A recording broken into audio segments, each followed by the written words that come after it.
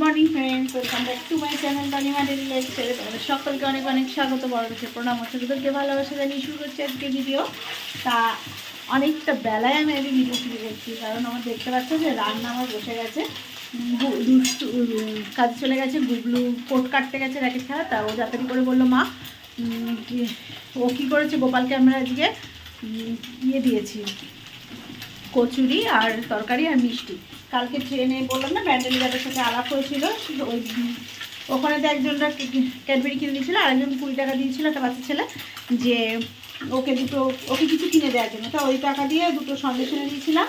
আর সেই সন্দেশ সকালে ওরা ব্রেকফাস্ট মানে গোপাল দুই ভাই করেছে, আর সেই প্রসাদ সবাই নিয়েছি।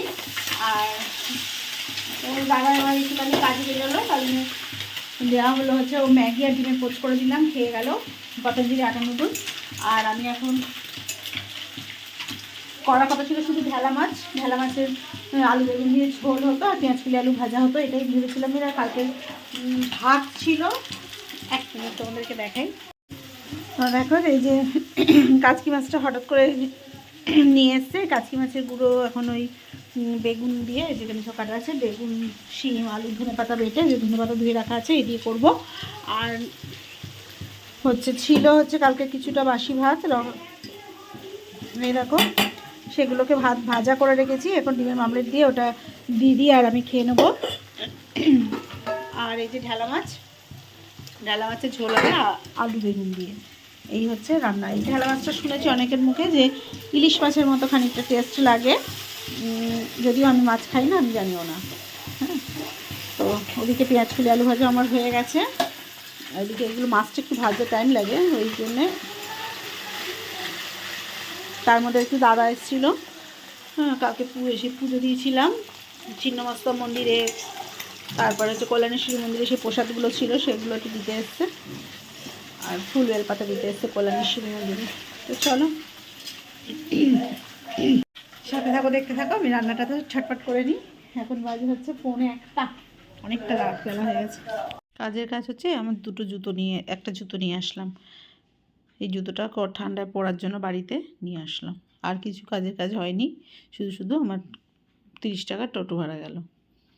কেমন হচ্ছে বন্ধুরা কমেন্ট করে জানাবে আমার জুতোটা। বন্ধুরা এখন বাজে হচ্ছে 11:15 মতো হবে, 11:30। তো আমি আটা মেখে রেখেছিলাম, আছে মাখা। এখন আমি ডিমের ভুজিয়া করছি, ডিমের ভুজিয়া, রুটি, আর ওদের মিষ্টি আছে। আমি মিষ্টি খাবো না, আছে হয়ে যাবে। ডিমের ভুজিয়া দিয়ে রুটি খাবো, আমার ডিমের ভুজিয়া দিয়ে রুটি খেতে খুব ভালো লাগে।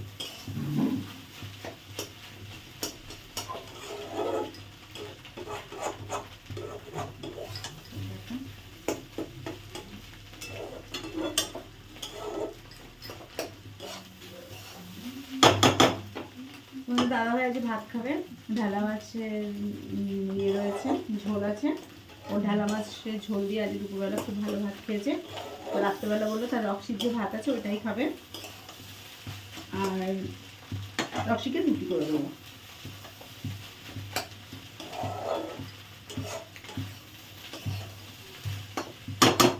হয়ে গেল।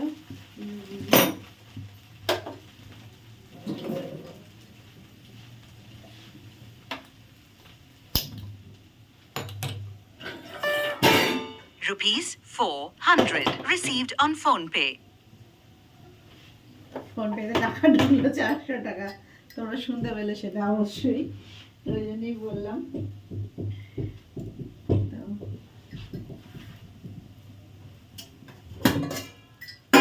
এরকম আটা মেখে রেখেছি, এখন রুটি হবে।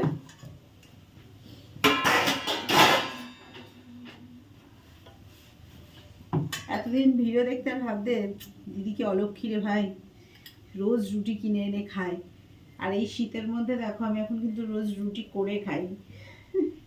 শুধু কালকে কেনা হয়েছে, কারণ কালকে আমরা ছিলাম না জানো, এসে অত রাত্রে এসে আর ইচ্ছা করছিল না। আর ওরাও 2 দিন কিনে খেয়েছে।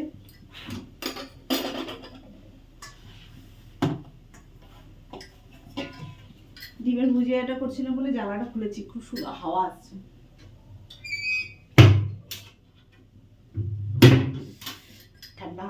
বন্ধ করে দিলাম। কি করবো, তো দিদিভাইয়ের মাথায় একটুখানি ভালো বুদ্ধি হয়েছে। আমার গোপাল আসার পর থেকে আমার সবকিছু একটু ভালো ভালো সবকিছু বুদ্ধি দিচ্ছে, মানে ভালো কিছু করানোর জন্য। তো চলো রুটিটা করে নিই, ততক্ষণ রুটি করে ওদেরকে খেতে দেবো। বন্ধুরা এখন বাজে হচ্ছে 11:30, রুটি ভুজিয়ে নিয়ে বসে পড়েছি খেতে। তো আর বেশি বাড়াবো না, ভালোও লাগছে না, ছেলে ফোন নেবে বলে বসে আছে।